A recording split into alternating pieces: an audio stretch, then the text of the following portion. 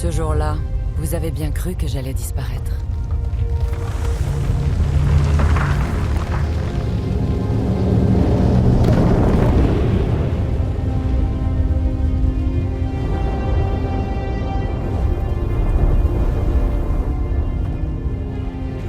Vous étiez là, sidéré, incrédule, silencieux.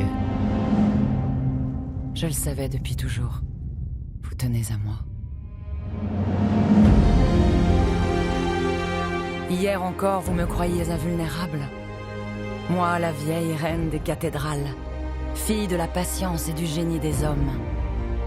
Ce phare dressé à la proue de l'île de la Cité. Ce vaisseau lancé dans la tempête des siècles. À l'heure où mon avenir est entre vos mains, 1000 souvenirs me reviennent. C'était il y a plus de 800 ans. Mes bâtisseurs me sortaient de terre. Dans ce Moyen-Âge fabuleux, je devais surpasser tout ce qui existait.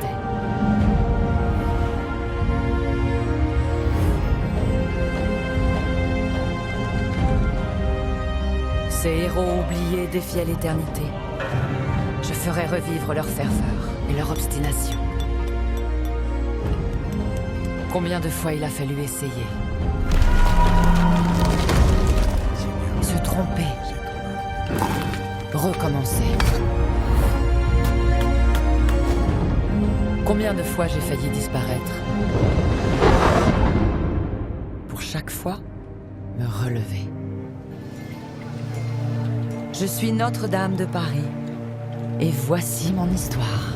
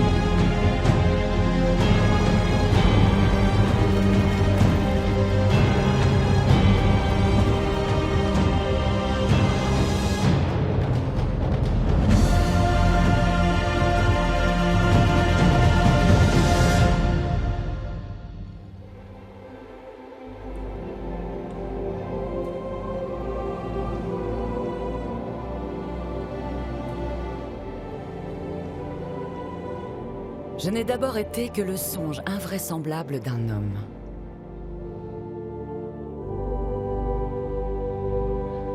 La vision éblouissante d'un modeste fils de bûcheron devenu évêque de Paris, Maurice de Sully, qui avait la folie de croire en ses rêves. In nomine Patris et Filii et Spiritus.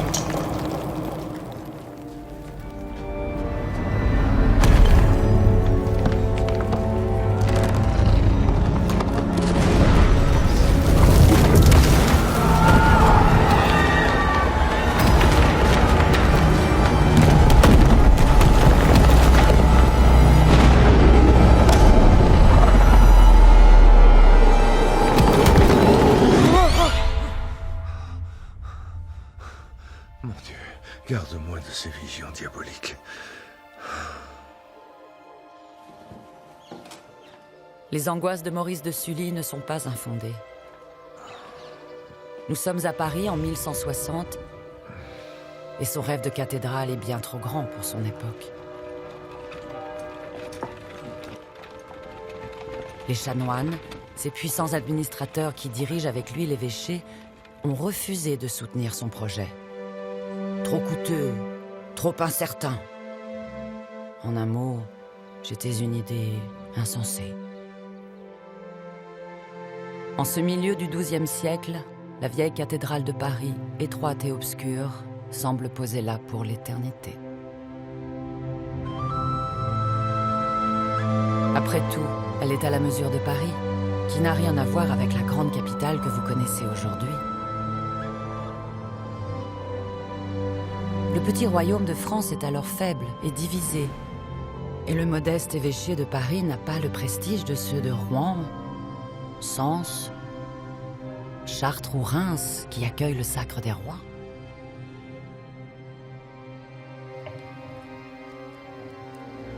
Maurice de Sully aurait dû se rendre à l'évidence. Mon heure n'était pas venue. Mais il n'y avait rien à faire. J'occupais ses jours et je hantais ses nuits. Frêle silhouette sur une tablette de cire.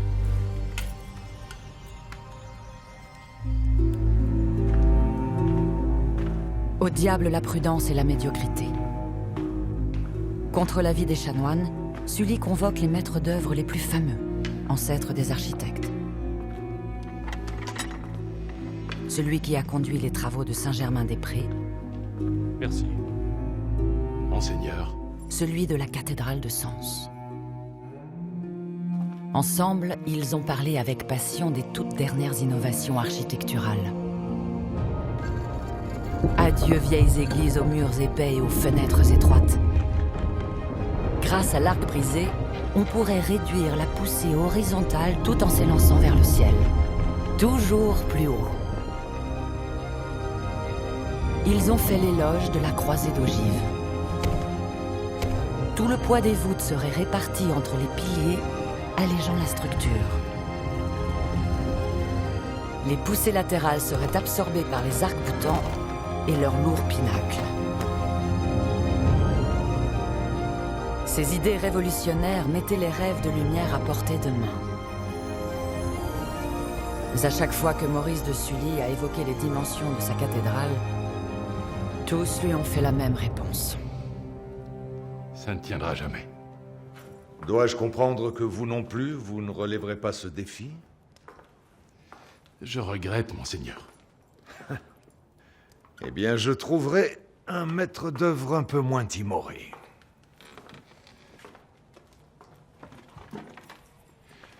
Tous les hommes du métier vous feront la même réponse. Je vous en supplie, méfiez-vous de celui qui vous dira le contraire.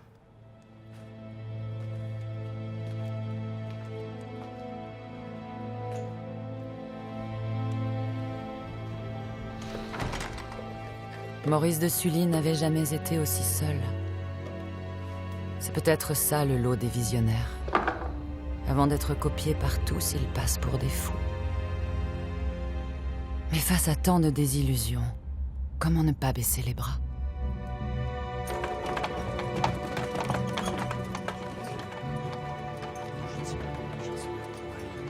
L'évêque est-il souffrant? Ça fait 2 jours qu'on ne le voit plus à l'office. Pas non plus au palais. L'évêque a disparu. Laissons-le méditer sur son échec. Il finira par revenir. Vanité des bâtisseurs. Espérons. Pierre le Chantre peut savourer sa victoire. Ce chanoine brillant et austère aura eu raison du projet de Sully.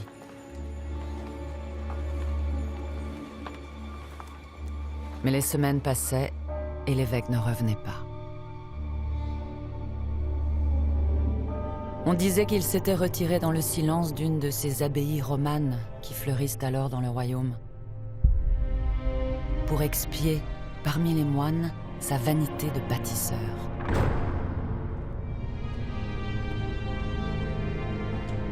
Sous les modestes voûtes en berceau, inspiré par une douce lumière, il aurait médité sur l'humilité qui sied à un bon chrétien. Mais Sully était ailleurs. Et il ne méditait pas.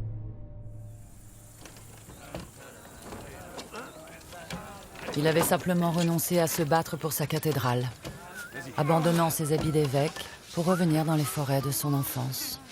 Non, ma décision est prise. Soyez raisonnable. Mais voyons, vous me trouverez bien un successeur. Vous n'allez pas ruminer cet échec toute votre vie, monseigneur. C'était bien plus qu'un échec. C'était un deuil.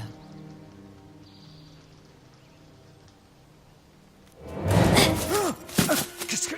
Qui... Vous, rien! Attends que je t'attrape!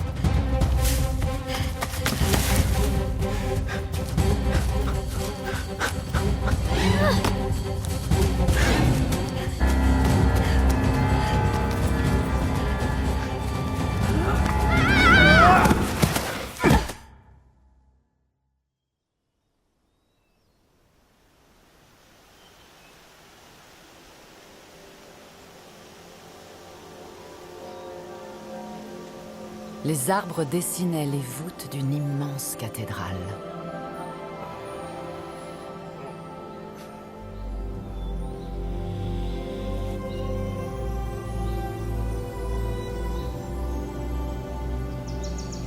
Était-ce un signe de Dieu? Ou la forêt de son enfance qui lui adressait un message?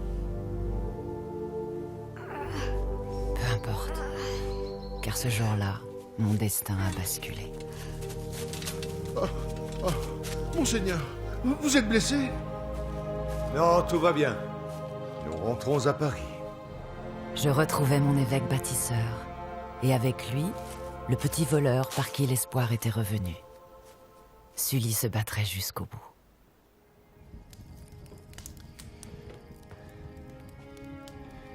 Pour convaincre, il faut parfois séduire. Je crois que cette maquette fera son effet. Qu'en dis-tu, Étienne? Il faudra combien d'années pour la bâtir? Le temps d'une vie. Mais nous n'en sommes pas encore là. J'ai écrit à l'abbaye de Saint-Victor. Tu y feras des études. Ne me remercie pas. Ainsi, tu retrouveras le chemin de Dieu. Mon avenir dépendait maintenant d'une maquette en bois. Elle ne devait séduire qu'une seule personne, le roi de France, Louis VII, qui s'apprête à passer l'hiver à Paris. C'était ma dernière chance. Et quelle sera la hauteur de la nouvelle cathédrale? Sera-t-elle plus haute que la tour de mon palais? Oui, sire. Et toute de lumière. C'est donc la cathédrale qui dominera Paris. Mais c'est... c'est Dieu qui nous domine, sire. Dieu, oui. Pas l'évêché, mon bon ami.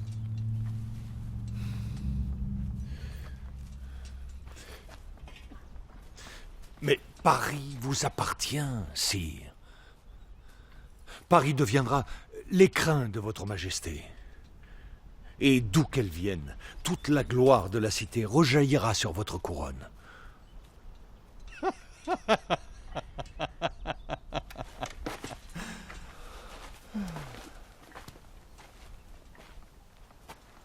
Alors faites en sorte que ma cathédrale soit la plus belle. Et qu'aucune ne rivalise en splendeur.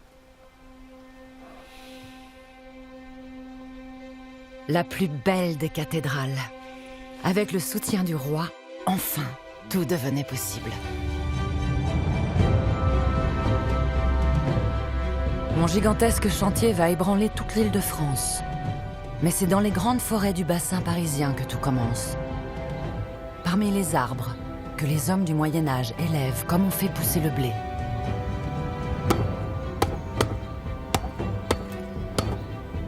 Le bois n'est pas moins noble que la pierre. Et c'est d'abord à travers lui que s'exprime toute l'ingéniosité de mes bâtisseurs. Car en ces temps-là, rien de grandiose ne s'accomplit sans le bois. Il en faudra pour les échafaudages, les poutres des charpentes et les machines de levage, pour les manches des outils et les toitures des ateliers.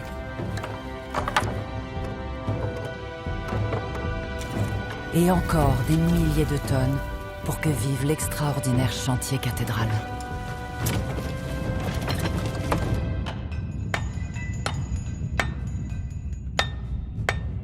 Les entrailles de la terre tremblent déjà sous les masses des forçats de la pierre. Les maîtres carriers devront en sortir, l'un après l'autre, des milliers de blocs de calcaire.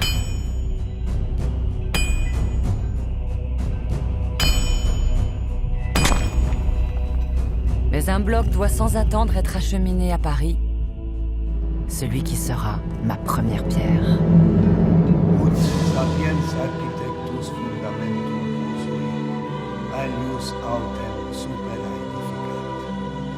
Quel triomphe! La bénédiction de cette pierre sacrée a lieu en présence de deux des hommes les plus puissants de la chrétienté. Le roi de France et le pape Alexandre III. Nous sommes en l'an de grâce 1163. Nous plaçons notre Église sous la protection de la Vierge, Mère du Christ. Elle sera la cathédrale Notre-Dame, Notre-Dame de Paris.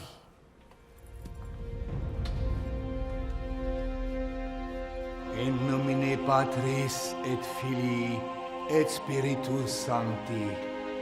Amen.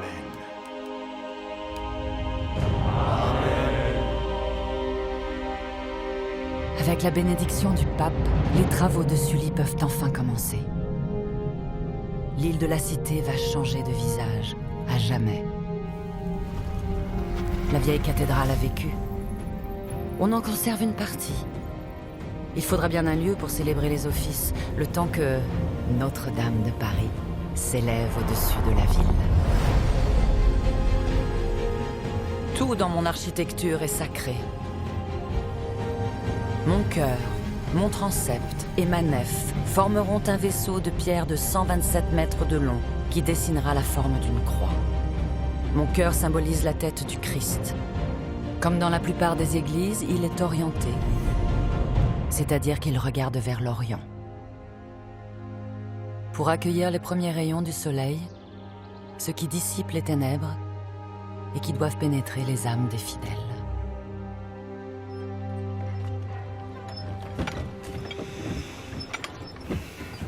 La musique de mon chantier résonne enfin dans tout Paris. Nous sommes en 1164.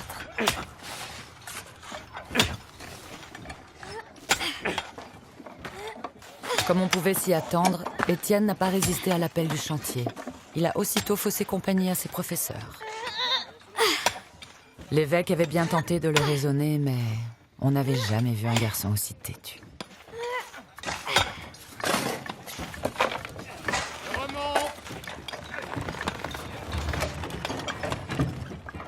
Sully avait confié les travaux à Richard.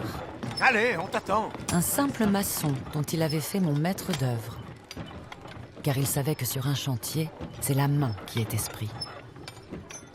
Vas-y, moustique. Creuse, pardieu. On doit pouvoir en empiler 10 comme toi. Ces tranchées seront remplies de blocs et de cailloux par centaines de tonnes pour former les fondations qui supporteront tout mon poids. Elles s'enracinent à 9 mètres de profondeur. Cette étape est titanesque et cruciale, car rien ne pourra tenir debout sur des fondations fragiles.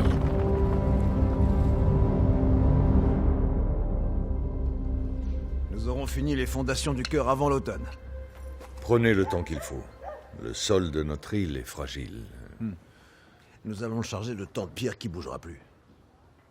C'est pour les piliers du transept qu'il faudra être vigilant. Les cauchemars de mon fondateur ont laissé place à l'exaltation du bâtisseur. Sully ne pense plus qu'à la taille de mes piliers ou au dessin de mes arcs-boutants. Il en a presque oublié dans quelle aventure périlleuse il s'est engagé, avec des moyens rudimentaires. 1172. 5 années ont passé. 5 longues années de labeur avant que vienne le temps des premières récompenses.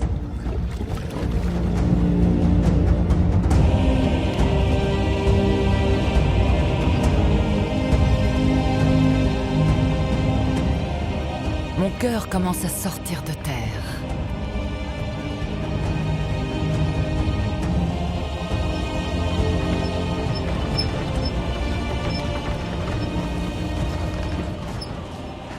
N'imaginez pas le chantier des pyramides. Les bâtisseurs sont peu nombreux, souvent quelques dizaines seulement. Leurs outils sont peut-être rudimentaires, mais leurs gestes sont précis et leur savoir-faire incomparable.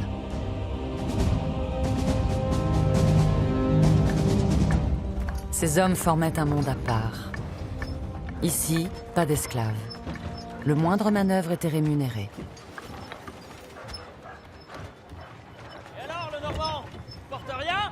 À mes pieds s'étend le petit village des loges. Elles abritent les maîtres et les compagnons des 80 métiers nécessaires à ma construction. Ils sont l'élite du chantier et leur talent se négocie chèrement. Robert, charpentier.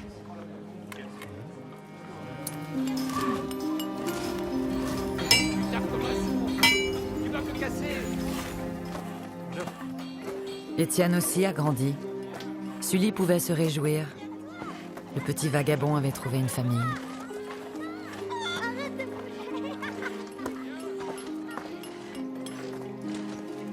En réalité, il avait trouvé mieux encore. Une vocation.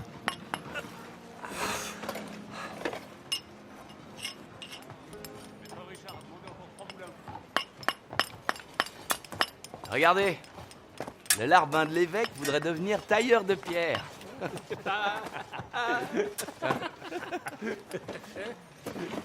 Pourquoi? C'est pas un beau métier? Porteur d'eau?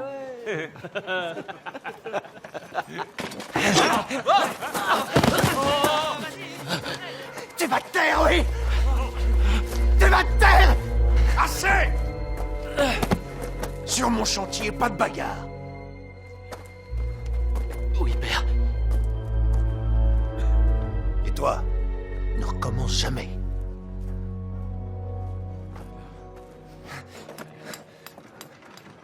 Mais rien ne pourrait décourager Étienne. Il se rêvait en tailleur de pierre. Il admirait les compagnons et jalousait les chanceux qui suivaient les 6 années d'apprentissage. C'est le temps qu'il faut pour distinguer les nuances du calcaire parisien, les notes sourdes des pierres tendres et le son clair du liais ou du cliquard, ces pierres dures qui supportent les pressions extrêmes auxquelles sont soumis mes piliers.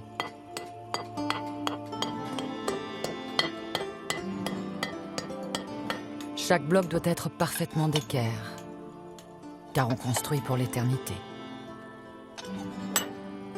Étienne avait appris le nom de chacun de leurs précieux outils. Gradines, taillants, ciseaux, si chers à entretenir que le maître les recomptait chaque soir. À force d'obstination, il avait su se faire tolérer dans ce monde fermé et secret. Le maître avait fini par lui confier un premier bloc. Étienne n'avait jamais été aussi heureux. Mais il avait encore tant à apprendre.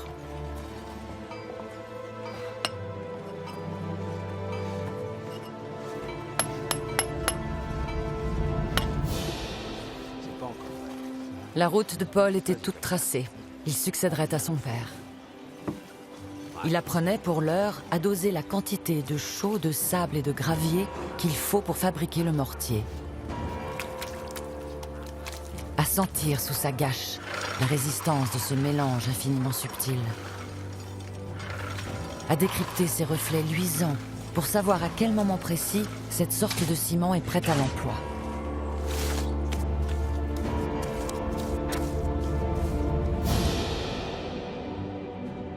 Il en faut des quantités considérables, car le mortier ne permet pas seulement de sceller les blocs de mes parois. Il en remplit l'intérieur, mêlé à des pierres grossièrement taillées. Le mortier semble peut-être moins noble que la pierre. C'est pourtant lui qui donne leur force à mes murs.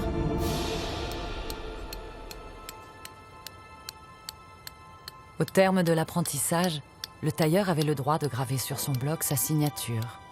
Sa marque de tâcheron. C'est elle qui lui permettra de recevoir le prix de son travail.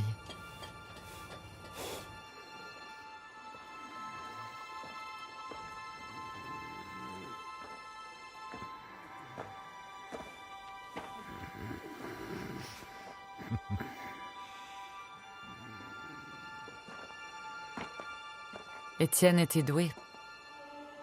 Un jour, il serait un grand compagnon.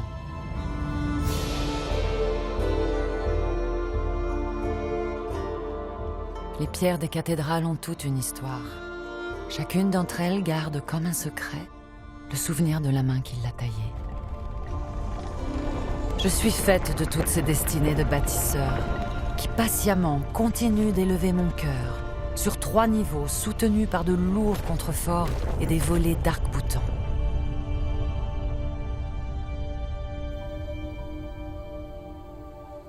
Mais ne soyez pas naïfs. Pour réaliser ces prodiges, il fallait y consacrer des fortunes.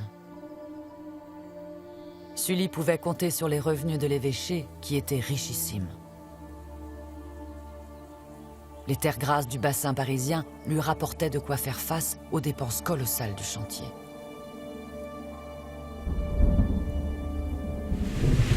Mais au Moyen-Âge, les caprices du climat se transforment bien vite en calamité.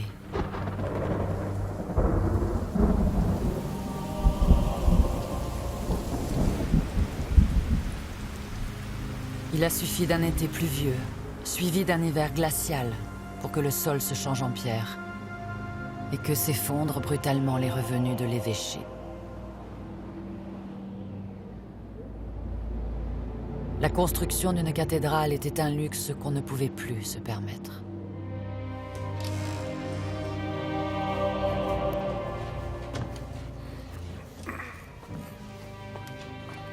Les chanoines de la fabrique, qui avaient la lourde charge d'administrer les finances du chantier, avaient alerté l'évêque. Bientôt, il n'y aurait plus un sou. Fais-en bon usage. Seigneur, pardonne nos péchés, donne-moi la force de continuer. Mais Sully ne voulait rien entendre. Dieu ne faisait qu'éprouver leur courage à tous. Ils trouveraient de l'argent, par tous les moyens. Il fait sortir de leur coffre les précieuses reliques des saints chrétiens. Les restes du corps de Saint-Denis, premier évêque de Paris. Et même un vase dont on disait qu'il contenait l'authentique lait de la Vierge.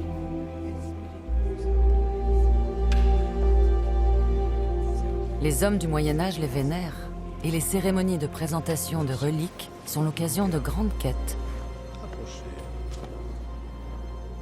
Mais cela ne suffit pas.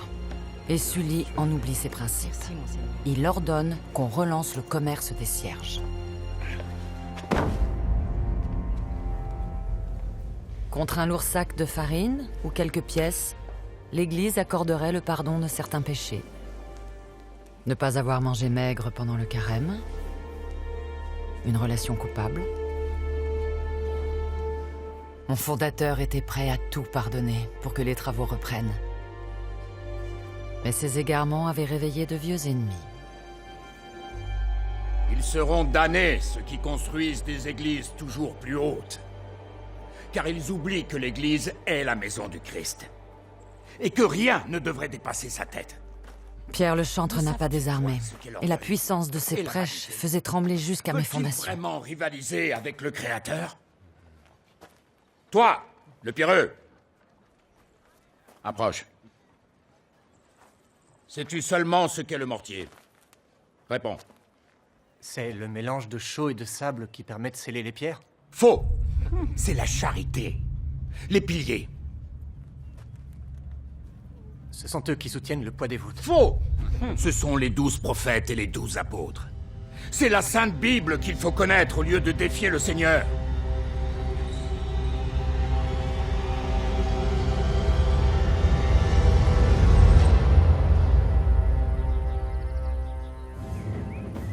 N'en déplaise à Pierre le chantre, l'entêtement de Sully a été récompensé. Les dons des fidèles ont permis la reprise du chantier. Mais les menaces du redoutable chanoine ont ébranlé mes bâtisseurs.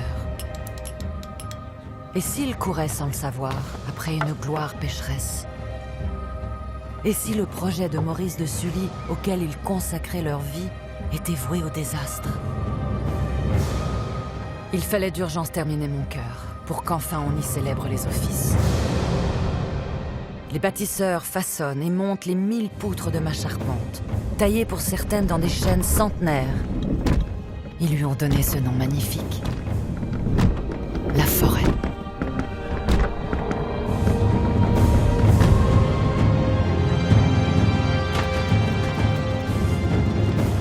Puis il faut sans attendre protéger l'édifice des intempéries par une toiture faite de grandes plaques de plomb.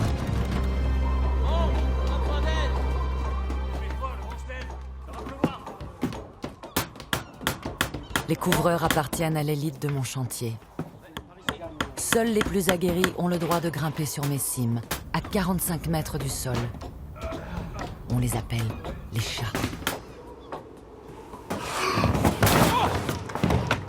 Attention!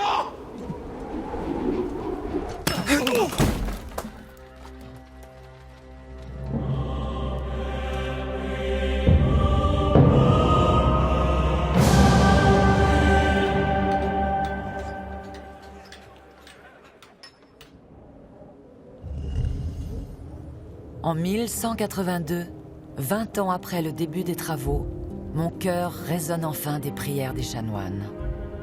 Il a été fermé par un mur provisoire. Mais pour mes bâtisseurs, la perspective de voir un jour leur cathédrale terminée s'est définitivement évanouie. J'ai une mauvaise nouvelle. Le pilier sud est en train de s'affaisser. Il va falloir le démonter. Nous n'avançons pas, nous reculons. Il faudra encore 2 vies pour terminer la nef. Ce sera le privilège de la prochaine génération, si nous redoublons d'efforts.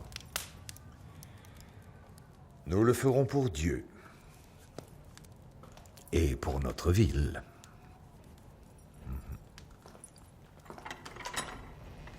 Le roi. Restez. Monseigneur. Le nouveau roi Philippe Auguste prenait souvent conseil auprès de l'évêque. Quelle fut l'influence de Sully? Nul ne le saura. Mais c'est à cette époque que le roi décide de faire de Paris sa capitale. Il va doter la ville d'une enceinte de 5 km flanquée de 77 tours. Et lance la construction du château du Louvre, redoutable forteresse à l'ouest des remparts. Pris dans cet élan, mes bâtisseurs ont redoublé d'ardeur. Sous ma charpente s'est déroulée la plus prodigieuse des opérations, la pose des voûtes. Au sommet des piliers, Richard a fait installer des cintres en bois, sur lesquels les maçons ont monté un à un les blocs de pierre. La clé de voûte est la pièce maîtresse, car elle doit assurer la cohésion de l'ensemble. Dans un second temps, ils ont posé les blocs qui ferment la voûte. Mais l'opération est toujours délicate et toujours incertaine. Surtout lorsqu'il s'agit de la plus large d'entre elles, la croisée du transept.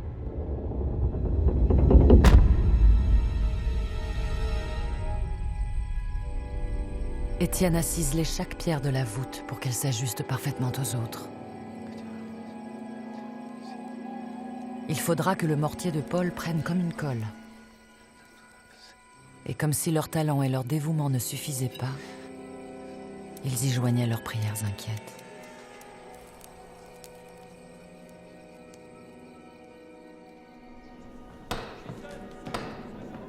La pose des arcs s'était déroulée le mieux possible. Le mortier avait pris. Ce pont de pierre de 18 mètres d'envergure est suspendu à 39 mètres de hauteur. C'est maintenant l'heure de vérité. Qu'est-ce que vous attendez? On va y aller, tous ensemble. Vous êtes prêts? Prêts. Oui.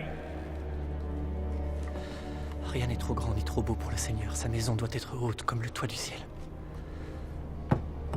On y va!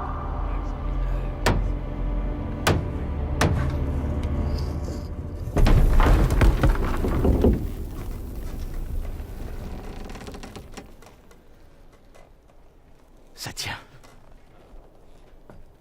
On a réussi. Ça tient! Ça tient!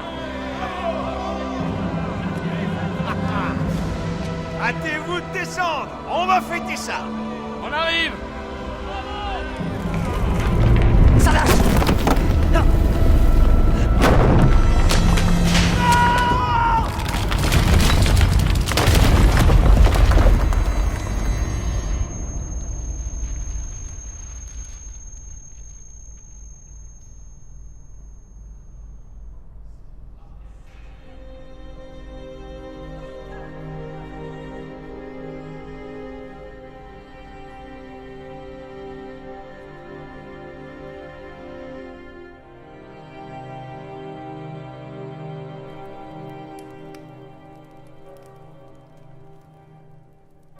Le chantier continuera. Mais il est temps que tu partes, Étienne. Mais... pourquoi? Les cintres n'ont pas été trop endommagés. Encore quelques jours et nous pourrons reposer la voûte. Richard est mort. Paul va prendre la suite. C'est son fils. C'est comme ça que les choses se font. Je dois rester, il faut... Tu es doué, Étienne. Mais tu as encore tant à apprendre. Prends ceci.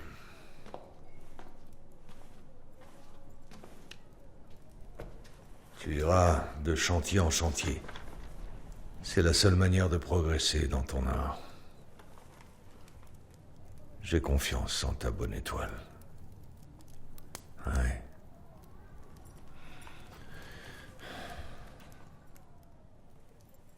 Va-t'en, Étienne. Va-t'en.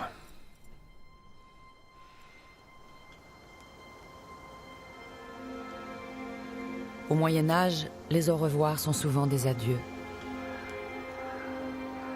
Étienne parti, la santé de Sully s'est mise à décliner. Que deviendrais-je sans le souffle qui m'avait fait naître? Sentant ses forces lui échapper, le vieil homme s'est retiré dans une abbaye parisienne.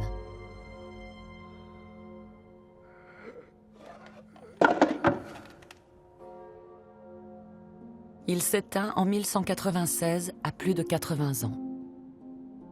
J'étais orpheline.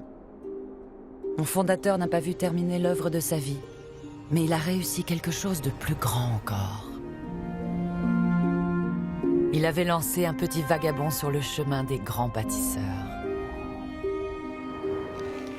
Ses larmes séchées, Étienne avait repris son Odyssée, dessinant sur son carnet les merveilles que ce siècle était en train d'inventer. Au gré des chantiers, il proposait ses talents et perfectionnait son art. Sa curiosité était insatiable. Il lui fallait tout comprendre. Et partout, il cherchait à déceler les lois secrètes qui régissent l'architecture et la nature des choses.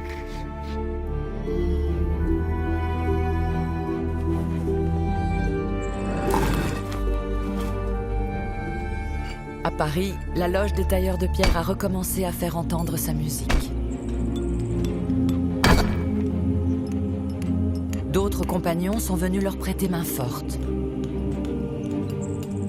Le chantier continuait, vaille que vaille. Mon cœur est prolongé par une nef grandiose. Avant de mourir, Sully avait laissé de quoi payer sa couverture de plomb. Sous les ordres de Paul, mon imposante façade commence à jaillir du sol, avec ses 3 portails monumentaux.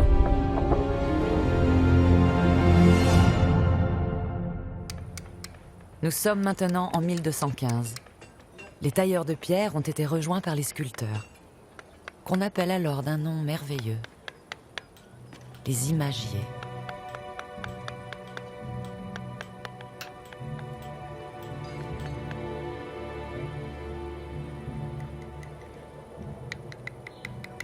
Sous leurs ciseaux, les scènes des saintes écritures commandées par les chanoines se transforment en images d'une grâce infinie.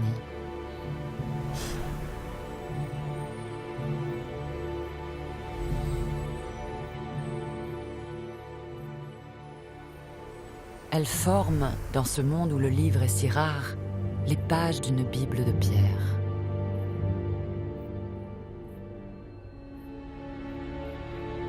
Les poses béates des élus promis au paradis ne sont pas celles qui inspirent le plus les sculpteurs.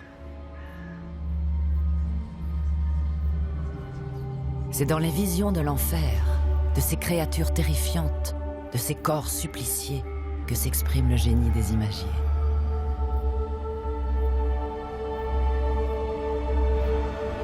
Et les tourments de ce Moyen-Âge hantés par la peur du châtiment divin.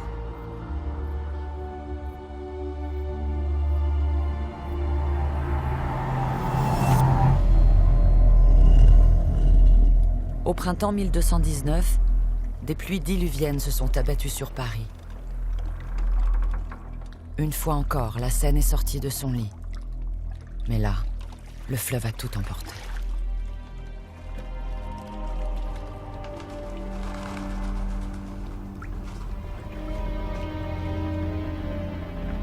Paul était anéanti. Il réalisait à quel point j'étais fragile.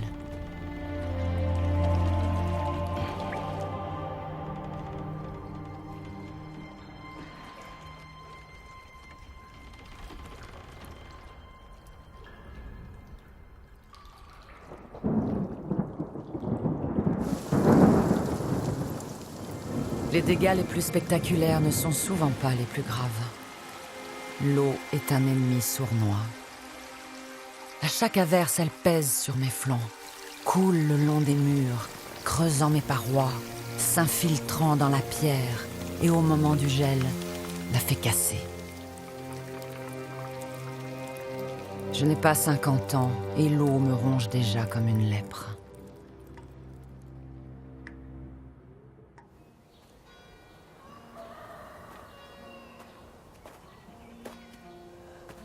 L'écho de mes malheurs parvint aux oreilles de celui qu'on appelait maintenant Maître Étienne. Paris. Nous étions en 1220 et j'avais besoin de lui. Mais en passant la muraille de Philippe Auguste, Étienne avait le cœur serré.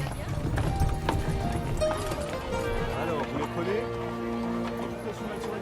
Comment ne pas appréhender nos retrouvailles ? Mes fondations avaient été fragilisées par les eaux, au point que le chantier avait dû être interrompu. Il savait tout cela, mais il ne m'avait pas encore vu. Et je faisais tellement de peine à voir.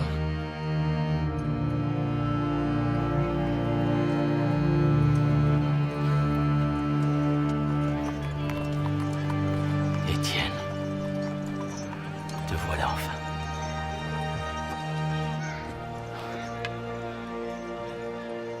Au travail. Par Dieu. Paul. Le retour d'Étienne ravit les chanoines, car ils veulent construire au-dessus des portails une galerie monumentale contenant les statues de 28 rois, en l'honneur de Philippe Auguste. Et il nous les faut dans les plus brefs délais. Cela vous paraît faisable ?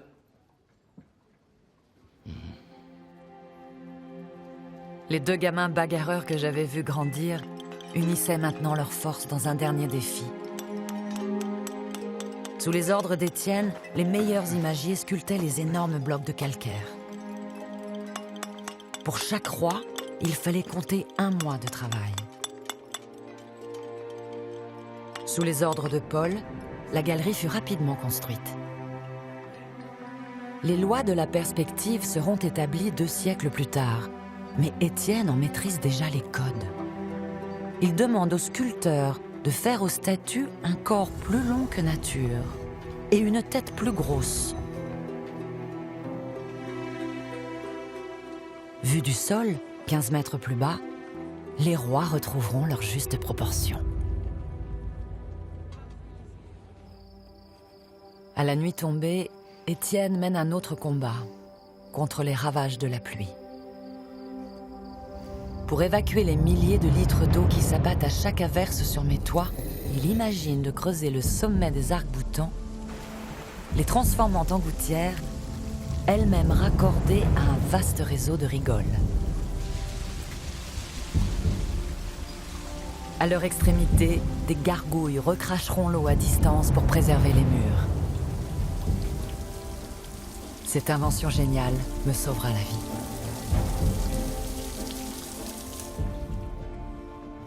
Que de chemin parcouru depuis son improbable rencontre avec Maurice de Sully.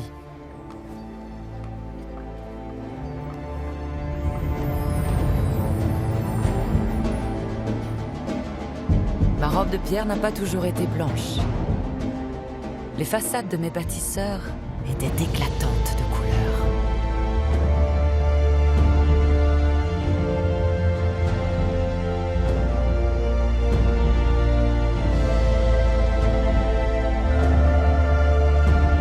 Le voici, ce Moyen-Âge que certains croient encore obscur et ignorant, alors qu'il vit se dresser, au cœur des vieilles cités, des cathédrales d'une beauté sans pareille.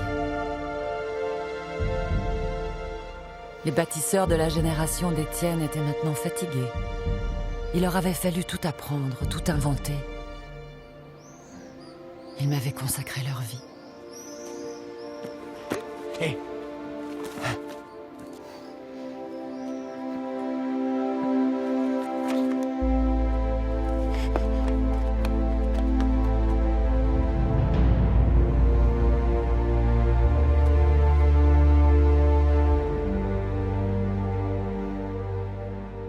Adieu, Étienne. Merci à vous, mes compagnons de la première heure. Mais d'autres bâtisseurs ont déjà pris le relais. Ils se lancent dans des travaux gigantesques, car pour construire le réseau d'évacuation des eaux imaginé par Étienne, il faut déposer ma toiture et rehausser les murs de 2 mètres.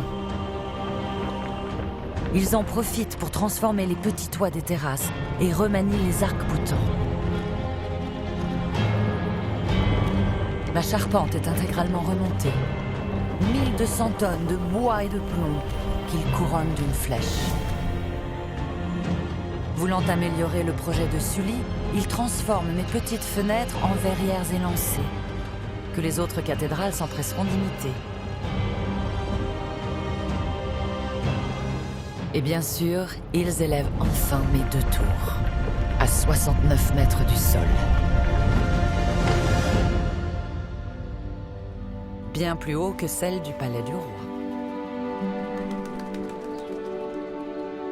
À la fin des années 1230, j'ai enfin la silhouette que vous connaissez bien.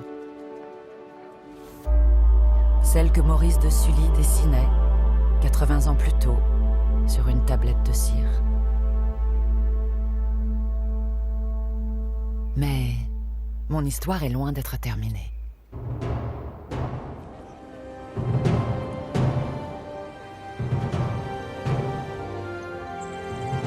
C'était écrit.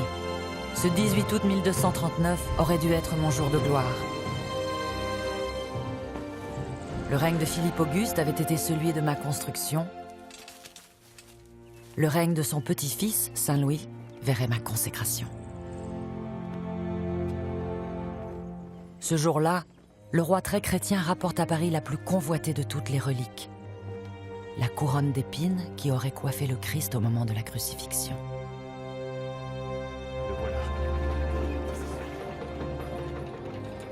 Elle a coûté un prix astronomique. De quoi construire 2 cathédrales. Et c'est vers moi, Notre-Dame de Paris, que le roi s'approche avec ce trésor inestimable. Les 100 000 Parisiens retiennent leur souffle. Avec cette couronne à Notre-Dame, Paris sera le paradis.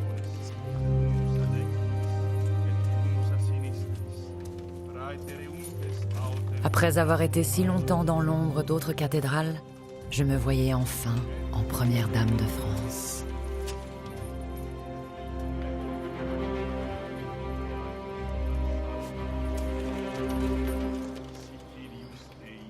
J'étais loin d'imaginer que cette couronne n'était pas pour moi.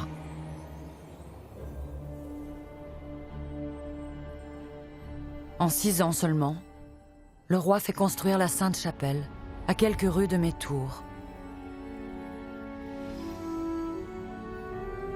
Ce sublime reliquaire aux murs de verre tient du miracle. La place de la Sainte Couronne est ici. Le roi l'a décidé.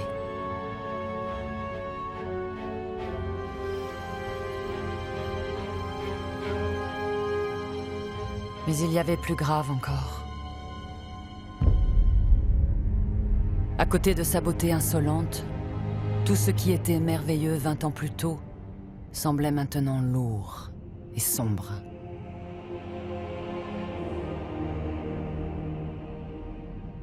Que restait-il de l'audace de Maurice de Sully, du sacrifice de Richard et du génie d'Étienne? Fallait-il encore une fois reprendre le chantier?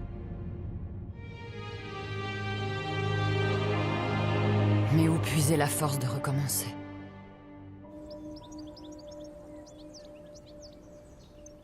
Par chance, il y eut à nouveau une rencontre entre un jeune maître d'œuvre et l'une de ces roses de Damas rapportées d'Orient par les croisés. Il a suffi d'une rencontre et c'était reparti.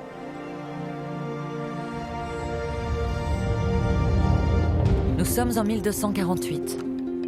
Jean de Chelles est bien décidé à surpasser les prodiges de la Sainte-Chapelle, en égalant en beauté la plus parfaite des créations.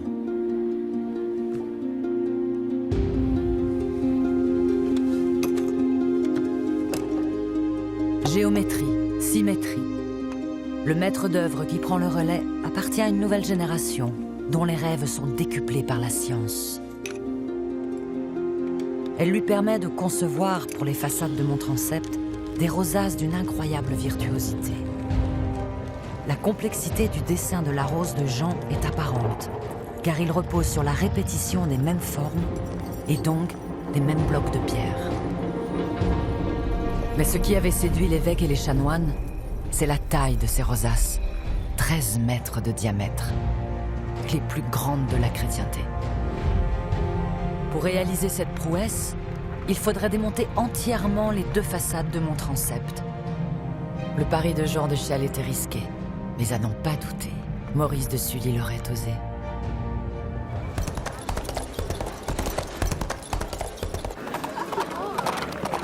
Encore fallait-il trouver les bâtisseurs capables de relever ce défi, car les temps avaient bien changé. L'architecture inaugurée un siècle plus tôt à Paris s'était répandue en Île-de-France où elle avait acquis son nom, opus francigenum, c'est-à-dire le style français. Car j'étais maintenant imité partout, bien au-delà des frontières du royaume. Les grandes cités d'Europe s'arrachaient les bâtisseurs français. En 100 ans, ils vont charrier plus de pierres que l'ancienne Égypte.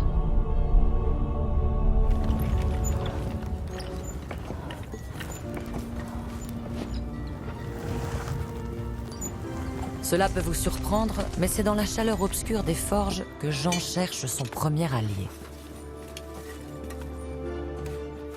Car il sait que la pierre a épuisé ses ressources et que plus rien de grandiose ne s'accomplira sans le fer.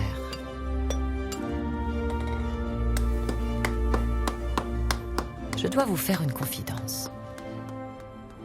Les belles silhouettes des cathédrales de pierre doivent aussi leur maintien à un corset de métal. Habilement dissimulés, quelques agrafes de fer. Et sous la dentelle de mes fenêtres, des tiges de plomb. Imaginez pour les grandes rosaces quelle armature de métal il faudrait forger. Les maîtres les plus renommés étaient tous employés sur d'autres chantiers. Avez-vous réfléchi à ma requête? Et Jean eut le plus grand mal à trouver son homme. J'ai besoin de votre réponse. J'accepte. Merci. Ce forgeron taciturne était jeune. Il avait tout approuvé.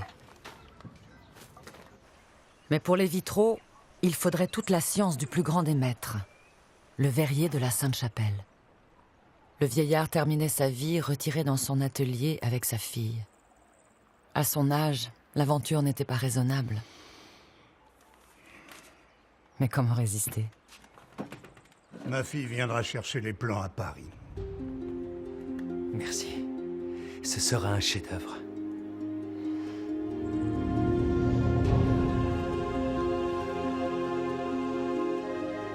Jean avait ranimé la flamme de mon chantier. Après l'ère de la pierre et du bois, j'allais entrer dans celle du métal et du verre. Mais ces jeunes bâtisseurs mesuraient-ils l'ampleur de la tâche qui les attendait? Viens avec moi. Mon père m'a parlé d'une chose extraordinaire. À ton avis, quelle est la plus belle chose de Notre-Dame? Les statues des rois. Non. Les cloches. Raté. Il y a encore beaucoup mieux. Allez, on y est presque.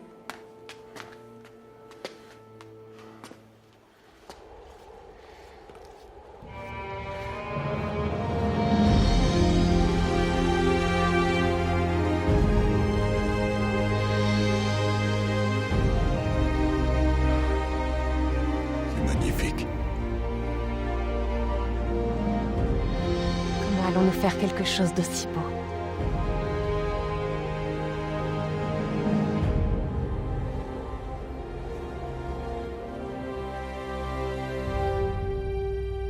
Il ne faudrait pas seulement rivaliser avec la nature. Il faudrait aller vite pour prendre de court toutes les autres cathédrales. Suivant les plans de Jean, les tailleurs de pierre cisèlent les blocs du remplage qui doivent accueillir l'immense vitrail. Dans la forge de Lubin, les compagnons façonnent les armatures de fer qui permettront à la rose de résister aux assauts du vent.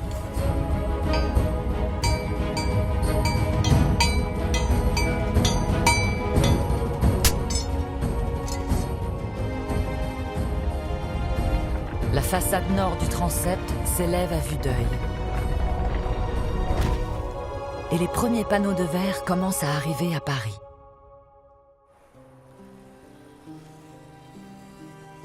Jamais Verrier n'avait entrepris défi aussi titanesque. Chaque panneau doit d'abord être dessiné en taille réelle. Rois et prophètes de l'Ancien Testament, des dizaines de médaillons, plus de 25 000 morceaux de fer multicolores. Le vieux maître travaille avec l'ardeur d'un homme qui sait que le temps lui est compté. Donne-moi le carreau bleu, s'il te plaît.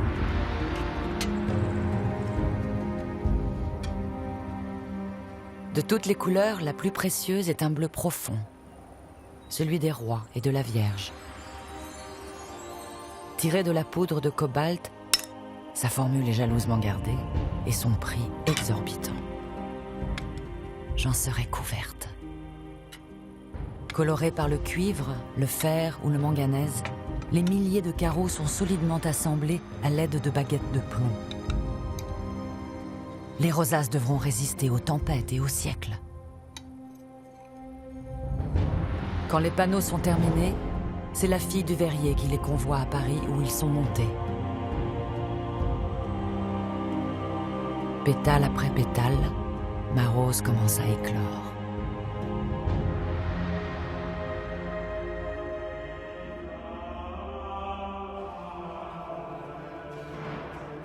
La nuit est dangereuse au Moyen-Âge. Quand elle venait à Paris, la jeune femme trouvait refuge à l'abri de mes voûtes. Parmi les infirmes et les malades en quête d'une guérison. Et sous l'œil vigilant des marguilliers, la police de la cathédrale.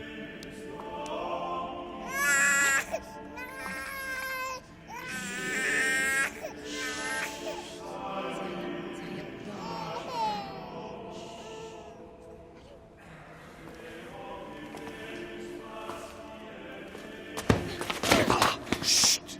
Doudou, laisse-toi faire.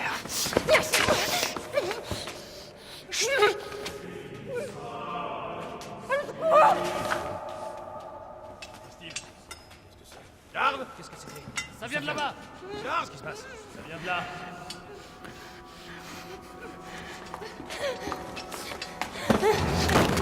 Garde! Cette femme était en train d'invoquer Satan! Méfiez-vous d'elle. C'est une sorcière! Que vaudrait la parole d'une jeune femme face aux accusations d'un chanoine? La sorcellerie était punie de mort.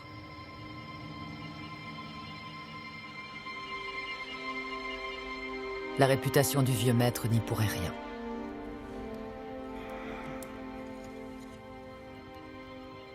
Cette tragédie eut raison de sa santé fragile. Ainsi devait s'éteindre le rêve d'une rose et la vie d'une jeune femme.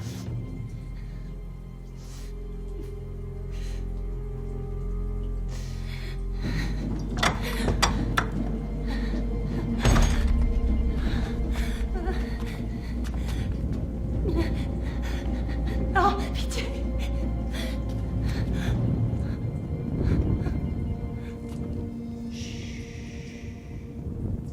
Suis-moi, sorcière!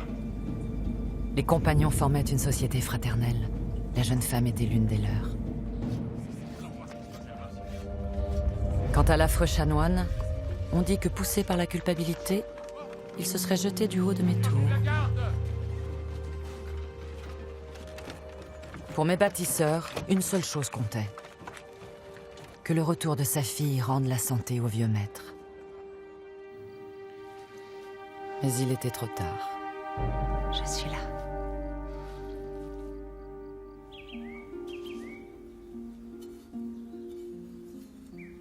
Qu'importe que le métier du verre fût interdit aux femmes, comme la plupart des métiers des cathédrales. La fille du verrier ferait mentir cette règle stupide. Elle saurait peindre à la grisaille les visages des rois et les plis de leurs vêtements. Elle avait été à la meilleure école. Le forgeron ferait fondre le plomb. Ensemble, ils achèveraient le chef-d'œuvre du vieux maître. Leur chef-d'œuvre.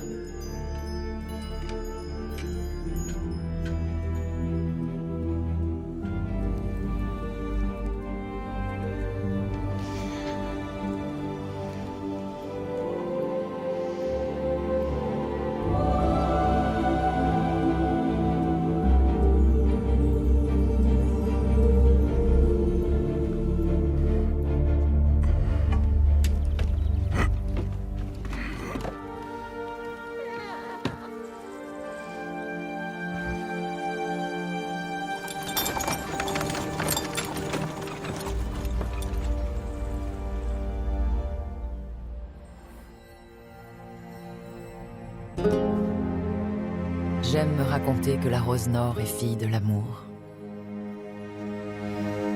Quelle grâce!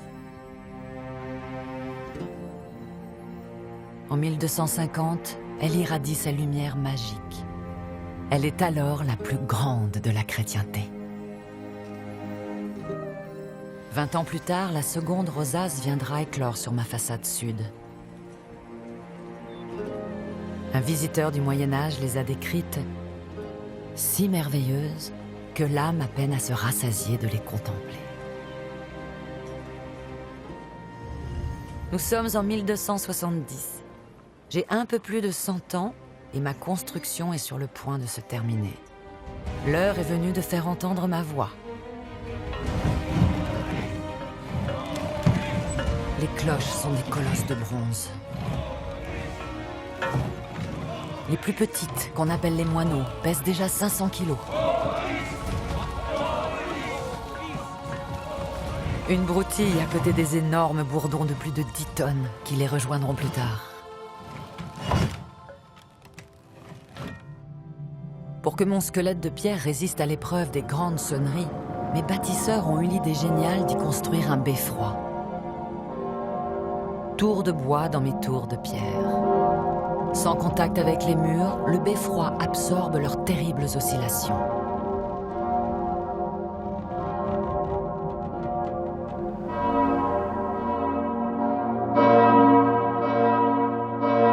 Les cloches sont sacrées. Elles ont toutes été baptisées. Guillaume, Pasquier, Thibaut. Elles chanteront en harmonie le tocsin du danger et la volée des grandes messes.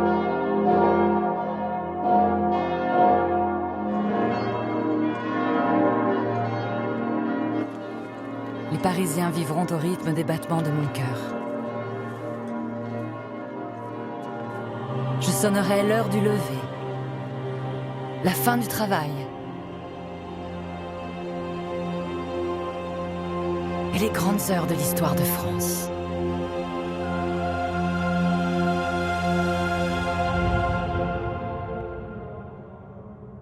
J'aimerais maintenant tourner pour vous les pages d'une belle histoire de cathédrale, aimée par les humbles, choyée par les puissants.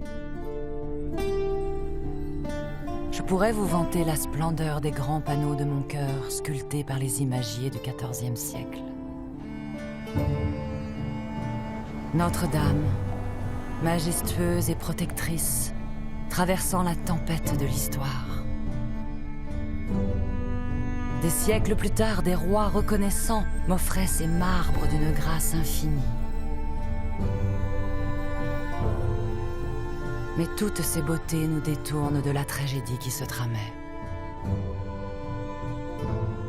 L'admiration dont j'avais été entourée s'est lentement évanouie. Au XVIe siècle, le couperet est tombé.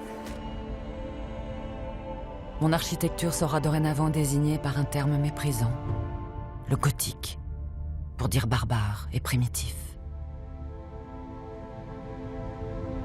J'allais dorénavant vivre dans l'ombre d'autres monuments. Après le temps des cathédrales est venu celui des palais. Merveille de la Renaissance dans la Loire.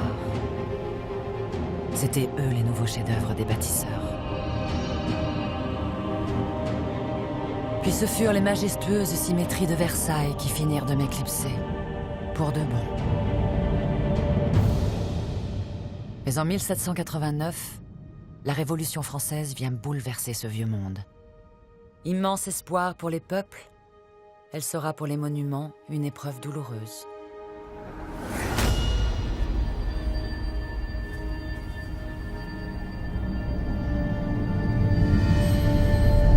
Pour nous autres églises, s'ouvrait une période d'incertitude. On a commencé par déposer mes cloches. La jeune République a besoin de leur bronze pour fondre des canons.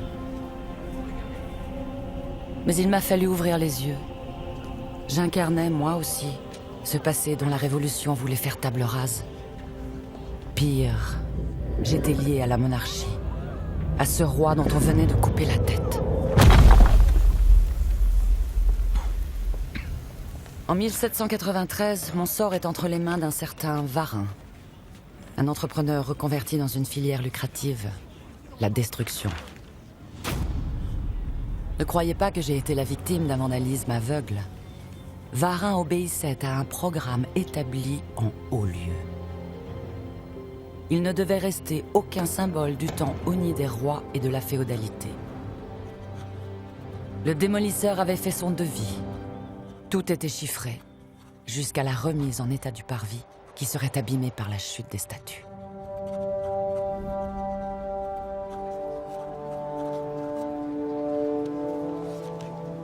Au travail. C'est pas vrai.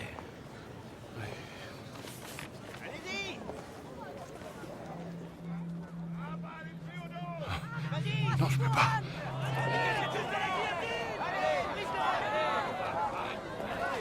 Mais qu'attends-tu, citoyen? Allez! Exécution!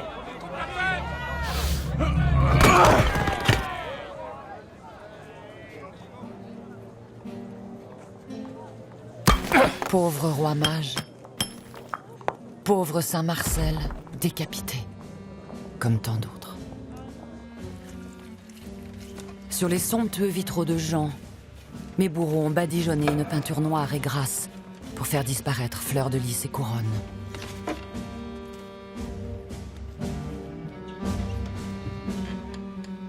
Sous l'œil impassible de Varin, s'effaçaient l'art et la mémoire du Moyen-Âge.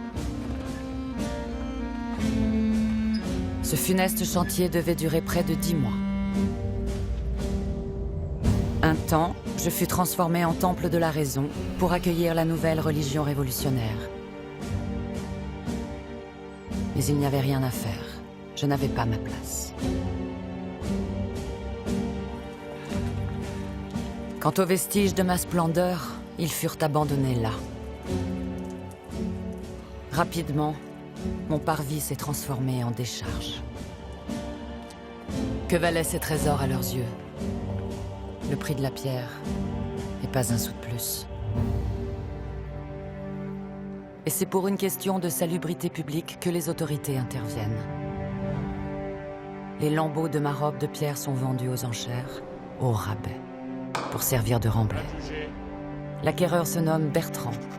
Il a 24 heures pour débarrasser les lieux.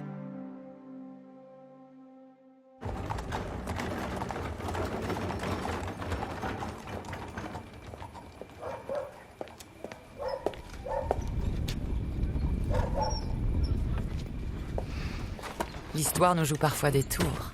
Allez, tu n'es. Nous n'avons plus beaucoup de temps. En cette nuit de l'été 1796, à Paris, la cour d'un hôtel particulier accueille une bien mystérieuse cérémonie. Les vestiges de mes statues avaient atterri entre les mains de fervents royalistes.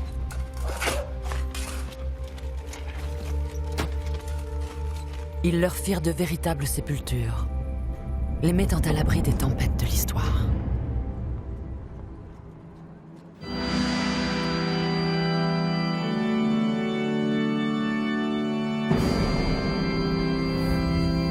En 1804, j'ai bien cru renouer avec ma gloire passée.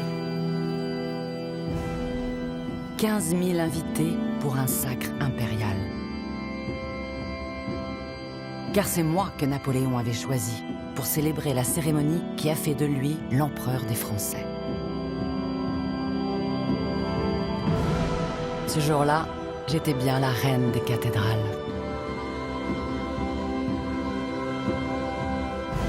Mais les splendeurs de ce décor furent aussi éphémères que le règne de l'empereur. Et mon état s'aggravait, saison après saison.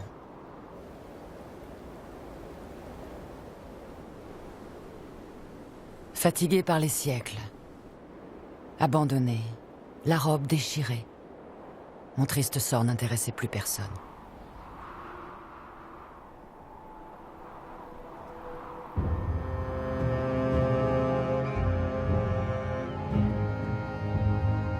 Le retour des rois sur leur trône n'y a rien changé. Après tout, pourquoi aurais-je échappé au destin de tant de monuments antiques ?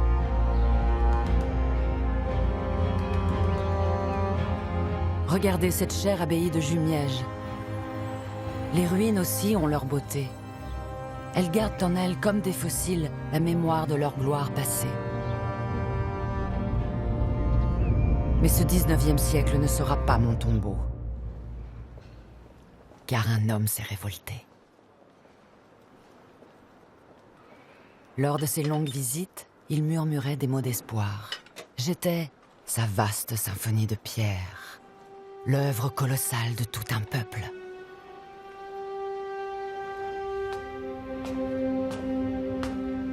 Cet homme indigné par mon malheur n'est qu'un poète, mais il croit à la toute-puissance du Verbe.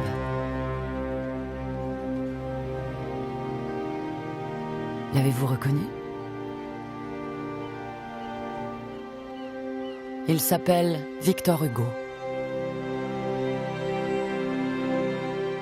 En cette année 1831, d'un coup de plume, il vient d'arracher à l'oubli ce Moyen-Âge mal aimé et de réenchanter le vieux Paris de ma splendeur. Il me repeuple de figures fantastiques. La belle Esmeralda et le bossu Quasimodo transforment le regard des Parisiens sur leur vieille cathédrale. Le roman est un immense succès et il porte mon nom, Notre-Dame de Paris. Il sera la première pierre de ma refondation.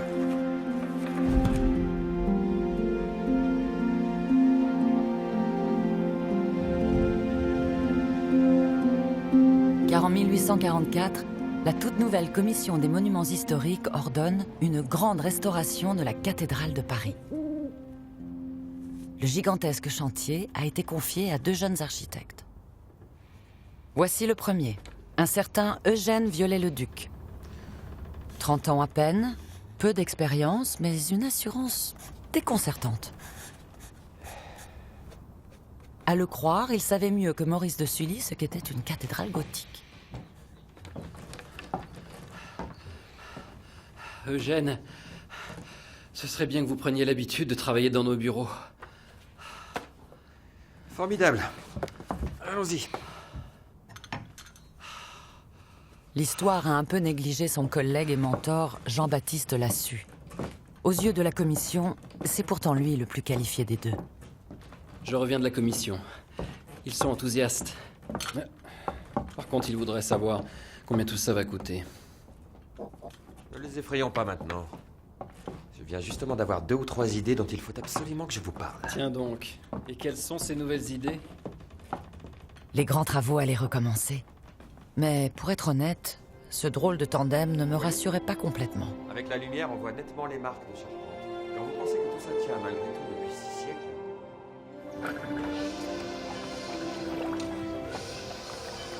Quel plaisir de retrouver le fourmillement du chantier. Mon corset d'échafaudage, les effluves tièdes de la forge, la musique du ciseau contre la pierre, tous ces gestes que les compagnons se sont transmis à travers les siècles.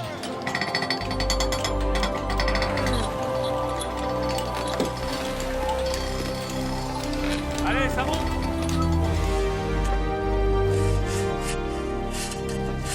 La priorité, renforcer tout ce qui s'effondre. Remplacer les pierres malades par des blocs tout neufs. Dans ce 19e siècle si inégalitaire, l'élite des artisans côtoie la foule des manœuvres, qui sacrifient leur santé pour des salaires de misère.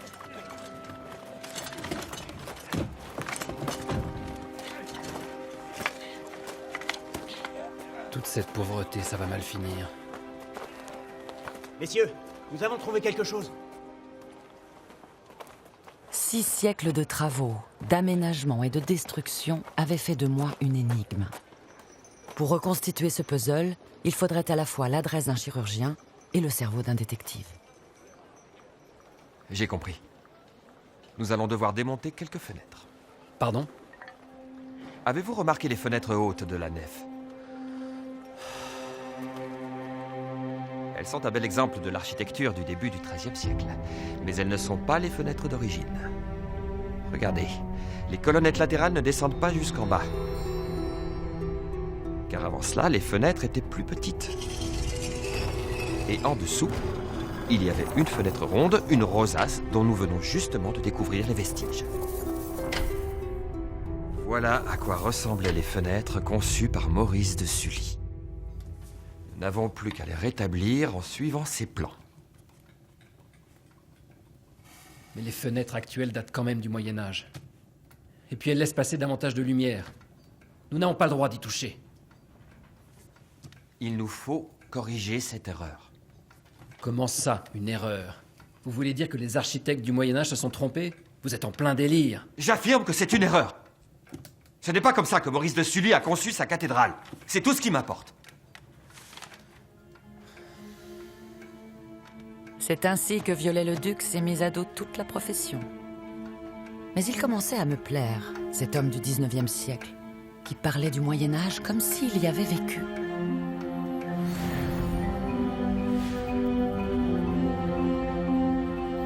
Depuis l'enfance, ce dessinateur génial rêvait de chevaliers, de châteaux forts et d'églises gothiques. Au fil de ses voyages, il avait accumulé un savoir immense qu'il mettait maintenant à mon service pour redessiner les ornementations disparues.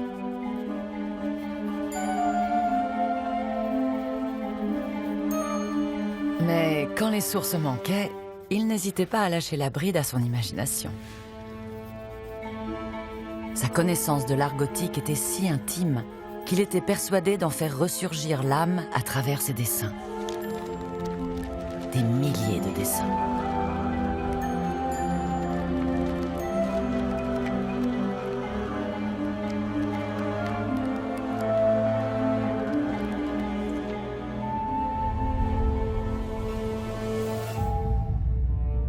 C'est ainsi que Viollet-le-Duc a commencé à peupler mes façades de créations toutes personnelles. Visage inquiet, bouille renfrognée, gargouille menaçante.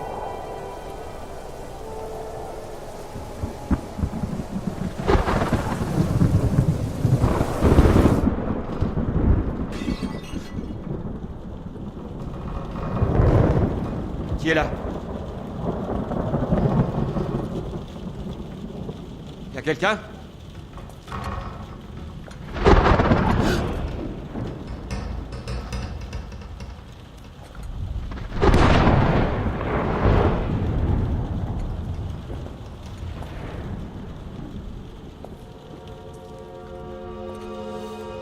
Qu'est-ce donc que ces créatures? Des sortes de gargouilles? Non, des chimères. C'est pour orner les garde-corps en haut des tours. Tiens donc. Il y en avait au Moyen-Âge? Oui. Vous en êtes sûr? Oui. Enfin... certainement. Eh bien... bonne chance, Eugène. Eugène. Eugène.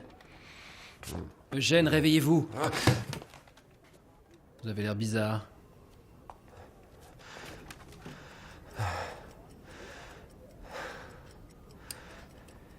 Ne m'annoncez pas une mauvaise nouvelle. Justement, ça devait finir par arriver. Les ouvriers sont en grève. Croyez-moi, tout ça va mal finir. À la fin de l'année 1847, après 3 ans de travaux, les caisses sont déjà vides. On a pu renforcer ceux qui s'effondraient. De nouvelles statues ont été installées dans la galerie des rois. Mais on est loin des promesses des 2 architectes, qui avaient annoncé la reprise des fenêtres et des rosaces, et la construction d'une sacristie. Et dans la capitale, la colère gronde.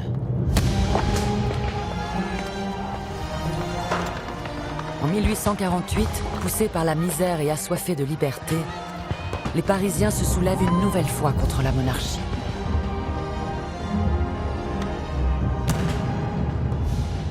Ce siècle serait donc celui des grandes révolutions. Depuis le début de ma restauration, j'avais déjà connu 3 régimes, une monarchie, une république éphémère, puis le Second Empire, qui ne jure que par un mot inquiétant, la modernité. La capitale tremble. C'est le plus grand chantier de son histoire. Sur ordre de Napoléon III, le baron Haussmann fait percer avenues et boulevards. Mon vieux Paris a fait son temps.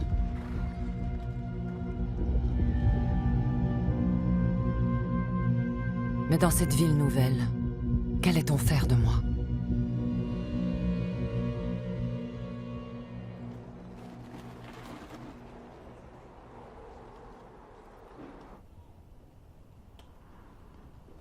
Pour que mon chantier reparte, il fallait à nouveau plaider ma cause.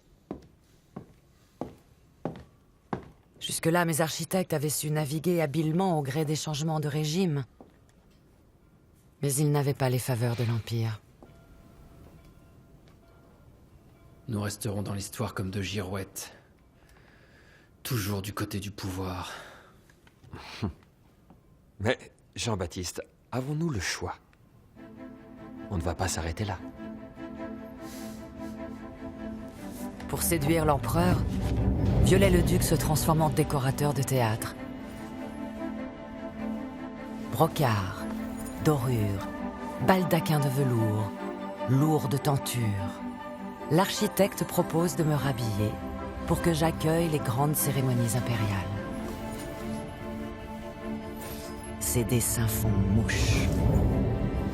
Napoléon III et l'impératrice Eugénie s'entichent de ses visions néo-gothiques.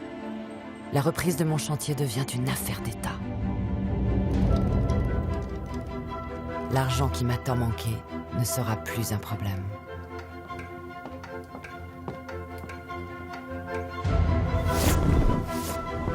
Nous sommes en 1853 et mes architectes ont maintenant carte blanche.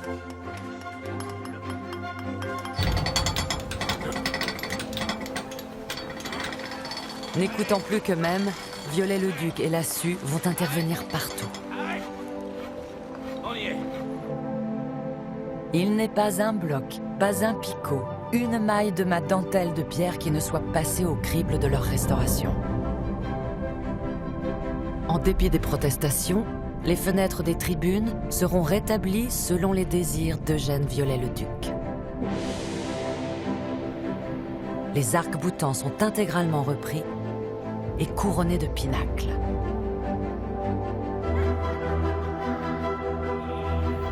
Ils hérissent mes parois d'une armée de gargouilles.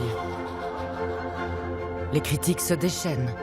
On reproche à Viollet-le-Duc de ne plus restaurer, mais d'inventer une cathédrale qui n'a jamais existé. Je vais vous surprendre. Je verrai bien les statues d'Adam et Ève au niveau de la rosace. Quelle excellente idée. La restauration tourne à l'obsession. Viollet-le-Duc ne se contente pas de renforcer la rose sud, il ordonne qu'on la démonte intégralement et qu'on la fasse pivoter d'un demi-pétale. Il réaménage chacune des chapelles, fait fondre de nouvelles grilles, érige une sacristie dont il conçoit tous les décors peints, chaque meuble, jusqu'aux moindres ferronneries. Et c'est encore lui qui dessine les objets liturgiques, dont le reliquaire de la Sainte Couronne, acheté par Saint-Louis, qui m'a finalement été rendu.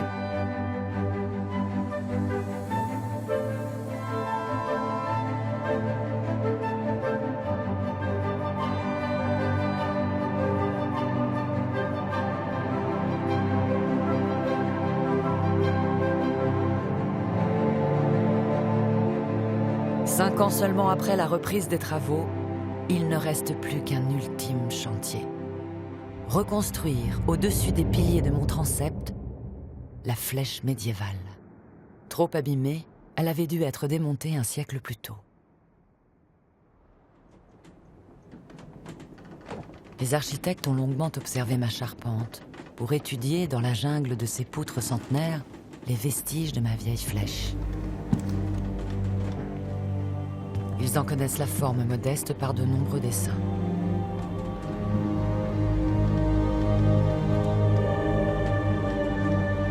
Au regard de tout ce qu'ils avaient déjà accompli, ce n'était finalement pas grand-chose. Le sort en décida autrement.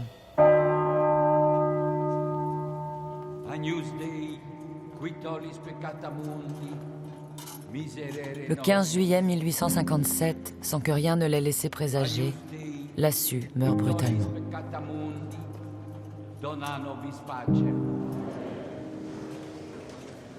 Lui non plus ne pourrait pas contempler son œuvre achevée. Ma dette envers lui n'en est pas moins immense. Qui se souvient de Jean-Baptiste Lassus ?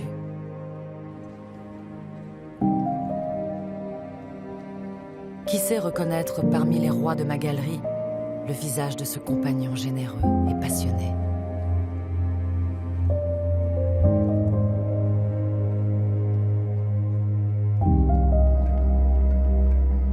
Viollet-le-Duc avait perdu un ami et un contradicteur bienveillant. Il ne restait plus que ma flèche à reconstruire. Et mon dernier architecte était seul. Seul face à ce siècle tiraillé entre son goût pour le passé et une soif insatiable de modernité. Mon chantier paraissait anachronique, à l'heure où la révolution industrielle faisait miroiter d'autres prodiges. Où les longues poutres de métal se déployaient en structures aérées. Où les grands dômes de verre commençaient à remplacer les vitraux d'église. Comment résister à la tentation du métal ?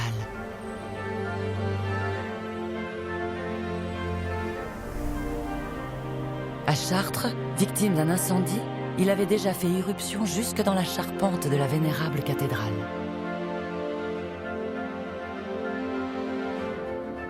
Mais pour Viollet-le-Duc, c'était là une insulte au génie de mes bâtisseurs. Il ferait ma flèche, en bois, comme on les construisait au Moyen-Âge. Mais elle serait d'une grâce et d'une virtuosité dont Maurice de Sully lui-même n'aurait osé rêver.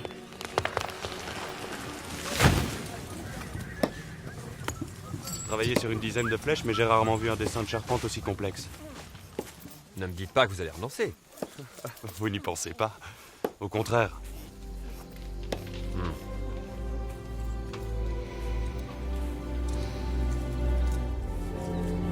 Savez-vous que Maurice de Sully était fils de bûcheron ?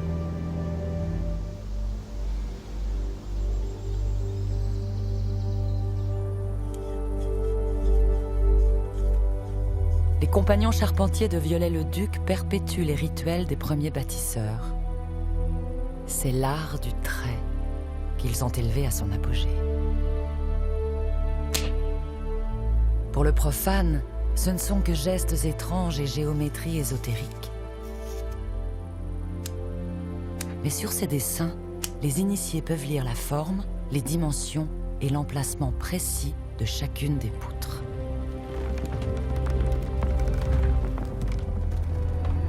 En 1866, 20 ans après le début du chantier, les compagnons de Viollet-le-Duc montent la charpente de ma nouvelle flèche. Sur ces pentes abruptes sont disposés les 12 apôtres, 12 gardiens de cuivre au regard plongé vers le lointain. Tous, sauf un, Saint Thomas, patron des architectes, que Viollet-le-Duc a eu l'insolence de tourner vers son chef-d'œuvre et à qui il a donné ses traits.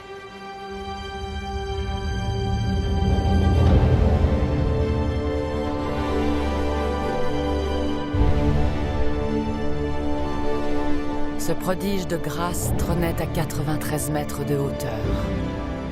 Il faisait alors de moi le plus grand monument de Paris. Et de Viollet-le-Duc, l'un des architectes les plus fascinants de son époque. Car il ne s'est pas contenté de réinventer l'architecture gothique.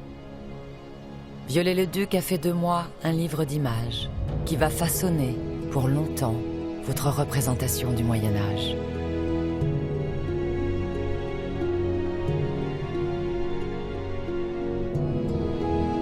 Surgies de son imagination, mes 54 chimères sont les sœurs de Quasimodo, grotesques et merveilleuses.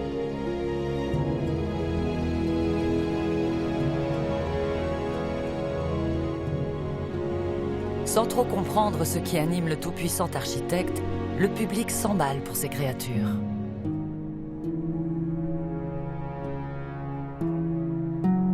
L'une d'entre elles va devenir mon emblème.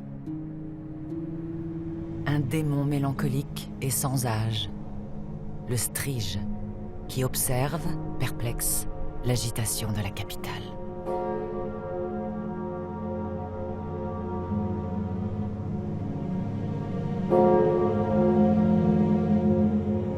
Vous vous demandez peut-être ce que je pense de la grande restauration de Viollet-le-Duc. Était-ce une trahison? Ou une résurrection? Ce fut encore autre chose. Une rencontre. Et comme le font les véritables rencontres, elle nous a transformés.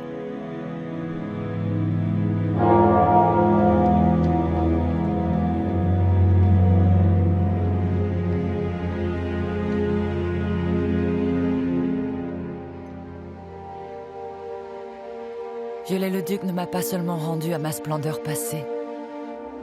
Sa quête intransigeante de beauté et de perfection était aussi un hommage à tous ceux qui l'avaient précédé.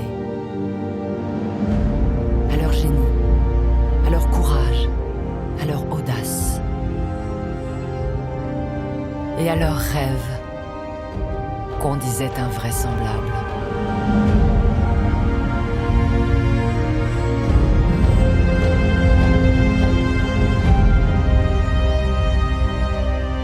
Souvenez-vous des bâtisseurs.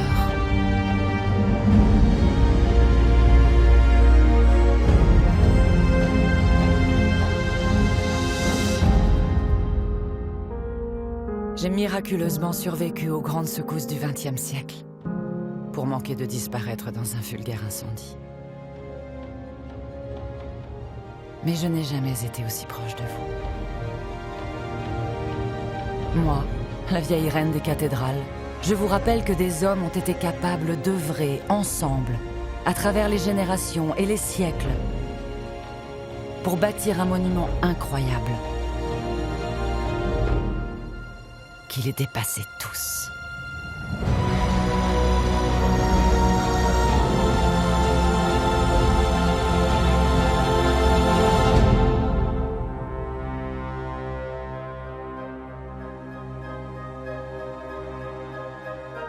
Loin du grand chantier de reconstruction, les rescapés de mon histoire vous regardent. Les statues de Viollet-le-Duc, déposées quelques jours avant l'incendie. et ces vieilles sculptures, retrouvées par hasard sous le pavé d'un hôtel particulier parisien. Confiées au musée de Cluny, ces gueules cassées sont les 21 têtes de rois cachées pendant la Révolution. Les plus vieux témoins de mon incroyable histoire.